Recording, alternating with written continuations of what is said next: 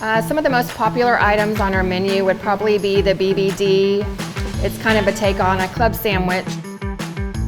The Outlaw sandwich is a big hit.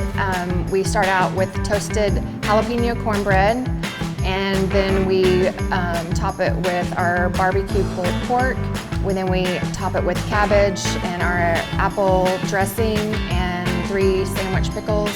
We've actually been told that we have one of the best Reubens, which of course a Reuben sandwich makes a deli.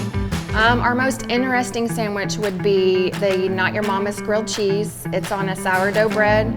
We put goat cheese in it, and on one side, on the other side we do our bacon jam, and then we top it with smoked Gouda cheese, and we put it in our toaster oven, and all those cheese and bacon melts, and it's delicious.